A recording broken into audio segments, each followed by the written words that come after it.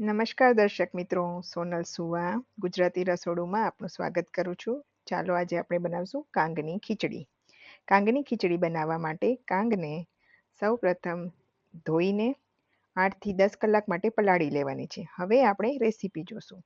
રેસીપીમાં મેં 1 ચમચો તેલ અને 1 ચમચો ઘી લઈને વઘાર મૂક્યો છે.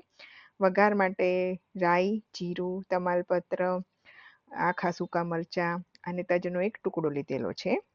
હવે વઘાર આવી જાય, આપણી રાઈ ને જીરું ફૂટી જાય પછી આપણે બધાય વેજીટેબલ એમાં નાખશું. વેજીટેબલ તમે તમારી પસંદગીના લઈ શકો છો.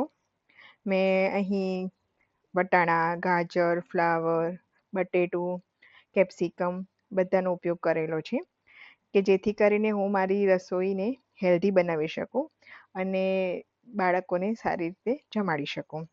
હવે જેમાં આપણે જોઈ શકીએ છીએ કે ગાજર ને ફ્લાવર ને એને ચડવામાં થોડીક વધારે વાર લાગે છે, એટલે સૌપ્રથમ મેં વટાણા, ગાજર અને ફ્લાવર નાખીને રાખ્યા છે. હવે એમાં મીઠું અને આપણે અહીં પ્રી-પન્ના મસાલાનો હળદર પાવડરનો ઉપયોગ કરીએ છીએ. પ્રી-પન્ના મસાલાનો હળદર પાવડર બહુ જ સરસ આવે છે અને તે કોલ્ડ પ્રેસ મેથડથી બનાવવામાં આવે છે, જેના લીધે મસાલા દળતી વખતે ગરમ થતા નથી અને એના પોષક તત્વો જળવાઈ રહે છે.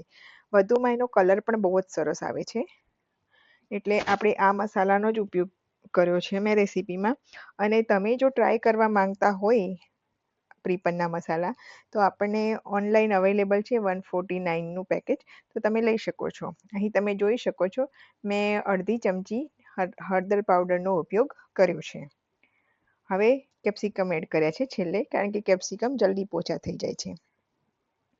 હવે મેં અહીં પ્રી-પન્નાનો ખીચડી મસાલો ઉપયોગ કર્યો છે, કારણ કે હું અહીં કાંગની ખીચડી બનાવી રહી છું. આમાં મેં ફક્ત 2 જ ચમચી ખીચડી મસાલાનો ઉપયોગ કર્યો છે, પણ અમારા ઘરના સ્વાદ પ્રમાણે એકદમ પરફેક્ટ છે. જો તમારે વધારે સ્પાઇસી જોતું હોય તો તમે વધારે મસાલો એડ કરી શકો છો. આ મસાલા બહુ જ સરસ છે, ખૂબ જ સ્વાદિષ્ટ હોય છે અને કલર પણ બહુ સરસ આવે છે. અહીં મેં વધારે સિંગદાણા પણ એડ કરેલા છે. હવે આ બધા વેજીટેબલ થોડાક સોતે થઈ ગયા છે, સોફ્ટ પણ થઈ ગયા છે. હવે એમાં મેં પહેલેથી પલાળેલી કાંગને એડ કરી દઈશ. કાંગ છે ને પાણી વધારે પીશે, એટલે આપણે થોડું થોડું કરીને પાણી વધારે એડ કરતા જશું. જો બને તો ગરમ પાણી કરીને તમે એડ કરશો તો એનું ટેક્સચર બહુ સરસ આવે છે. હવે કાંગને ઢાંકીને રાખી દેશું. 10 થી 15 મિનિટમાં તો આપણી કાંગ સરસ ચડી જશે ખીચડી. તમે જોઈ શકો છો ખીચડી આપણી છૂટી થઈ ગઈ છે. હવે આપણે એને થોડીક વાર ઢાંકીને ચડવા દેશું, જ્યાં સુધી એમાંથી બધું પાણી એબ્ઝોર્બ થઈ જાય. હવે આપણી ખીચડી ઓલમોસ્ટ રેડી છે. જો તમારે વધારે ઢીલી કરવી હોય તો વધારે પાણી નાખીને તમે એને સોફ્ટ કરી શકો છો. મારા સનને આવી થોડી છૂટી ખીચડી ભાવે છે, એના માટે મેં થોડી છૂટી ખીચડી બનાવું છું. પણ પ્રી-પન્ના મસાલાનો ઉપયોગ કરવાથી મારી આજે રેસીપી બહુ જ સરસ બની છે. તમે જરૂરથી ટ્રાય કરજો એકવાર. જો તમે આ રેસીપીનો વિડીયો ફેસબુકમાં જોઈ રહ્યા હોય તો ગુજરાતી રસોડુંનું ફેસબુક પેજને ફોલો કરજો, અને જો તમે યુટ્યુબમાં જોઈ રહ્યા હોય તો યુટ્યુબની ચેનલને સબસ્ક્રાઈબ કરી દેજો.